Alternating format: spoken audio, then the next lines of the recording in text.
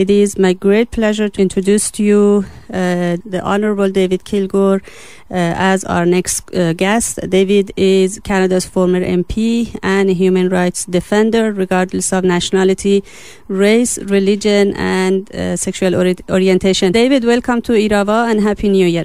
Oh, thank you. I guess Happy New Year to you too and all of your listeners. Thank you.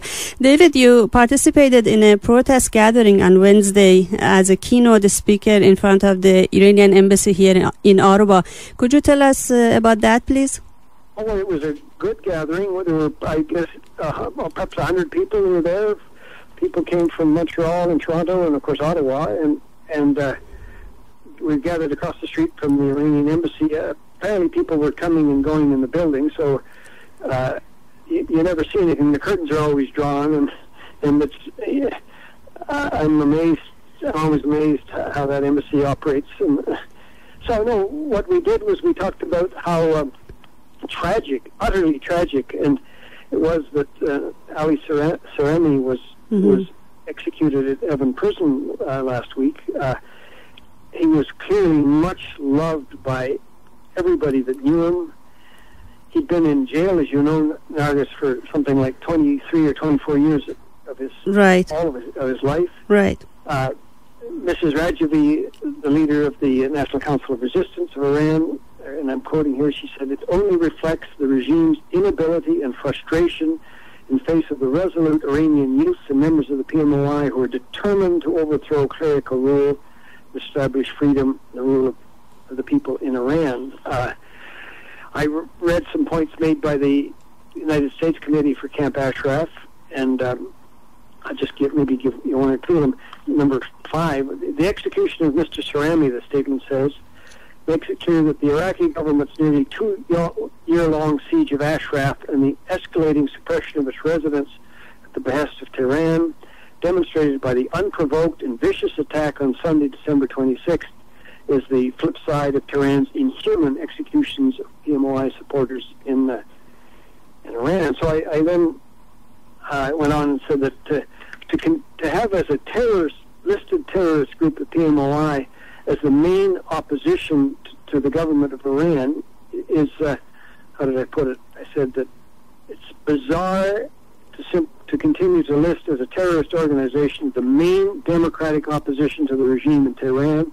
As public policy, it shames every Canadian. And the tragic death of dear Ali Saremi is another reason why that policy must be reversed immediately. And of course, that applies only now to Canada and the United States. All of the European countries have delisted the PMOI as a so-called terrorist group, and Canada and the U.S. have to do so immediately. So anybody listening to us, I wish they would call their local MP or MPP or MLA and make this point, that you don't have to think very hard to realize, as I say, that the terrorist group is the government of Iran. It's not the opposition to the government of Iran, and people should, MPs in Canada and the government of Canada should act accordingly. So talking to these members of parliaments or the representative of the government in Canada or any other country, do you think it's effective enough? Well, it is effective, and the problem isn't the MPs, because I gather we've got support from responsible and thoughtful members of all political parties on this issue. The problem appears to be the so-called security people at the Canadian Security and Intelligence Agency, and in perhaps the Foreign Affairs Department, and perhaps the Privy Council. The executive branch is the problem, not the MPs. Mm-hmm. But we do live in a democracy, and when MPs from all these parties, and I forget how many MPs now have signed the letter and asked them to delist it. Mm-hmm. We've all asked the government to delist it, and so it's time the government at the executive level started paying attention to the people who were elected by Canadians. I was a public servant for a while, but I do know that public servants are elected by nobody, and they should be listening to the elected representatives of the people of Canada and not listening to some person who's probably never been in Iran, she's never been in Iraq. The people who just sit there and they just read the papers and make a decision. Yeah, and it's to me as a former member of Mr. Chrétien's cabinet, I'm very, very embarrassed by this. But we will win. I mean, the PMOI will be delisted, and then, of course, the pressure then will be lessened on the residents of Ashraf and supported the PMOI in Canada and the United States. And the reason, I'm guessing, the reason you're emphasizing on PMOI or People's Mojahedin of Iran is because this is a precedent that if they can limit this group, which is a very big group actually, they can, God knows what they can do with the other political groups or human rights activists. It's very, very dangerous and bizarre, as you said, David.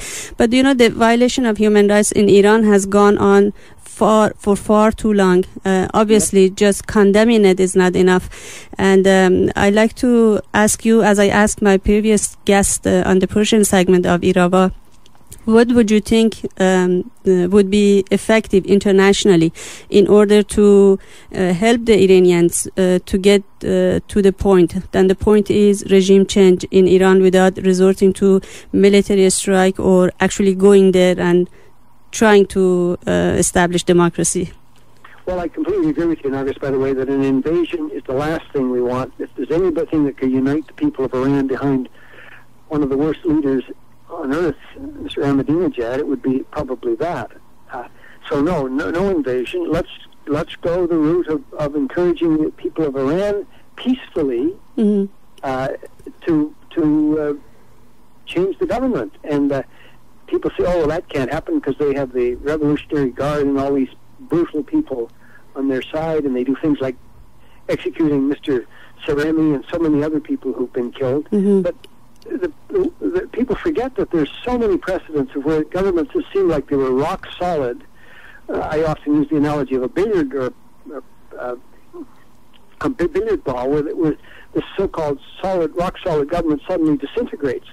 It's happened in many, many countries around the world since the 80s, and I'm quite convinced it's going to happen in Iran as well. You just can't take an intelligent, hardworking people of 7,000 years of history and say you're going to be ruled by people who think that nobody can think a thought that hasn't been approved by the Ayatollah or Ahmadinejad. This kind of thinking is frankly, is from the Middle Ages. Exactly. So I think the people of Iran themselves will continue to insist that they have a government that represents all the people, not simply the mullahs and people like Ahmadinejad. So I'm optimistic that the government will change and that Iran will soon take its place as it should, as a leading democratic country where there's the rule of law and there are no nuclear weapons and there's you don't treat women as being second class. All the horrible things that the government of Iran does, and where Islam will be respected, not in this bizarre way that the regime pretends that it's respecting the Quran or Prophet Muhammad, peace be unto him. I think these things will happen, and I think they will happen more quickly than many people think. Yeah, and I hope that beside condemning the violation of human rights and executions in Iran, countries like Canada, which is expected a lot from, can take the next step and cut ties with the Iranian regime politically, economically, diplomatically, whatever way they can. So Iranian people are fighting with the Iranian regime. That's a given. But there are a lot of other elements that helps the regime to stay on power. Isn't that true? And one of them is buying oil. If everybody would simply stop buying oil from Iran, that would probably do as much as anything to bring down the regime. Exactly. But imagine selling oil to anybody and everybody who will buy it, and people who, of course, shouldn't buy it, and yet at the same time they've just raised the price of oil to their own people. It's bizarre. The government of Iran is not worthy of the people of Iran. And, you said it. As you were just saying, we're going to have to continue, all of us listening to your show and so on, to continue to do the correct thing for the correct reasons, and we will get a new government of Iran that is worthy of the people of Iran. And the power of the people. Thank you very much, David, for this. I really appreciate your time. I wish you health and prosperity in 2011.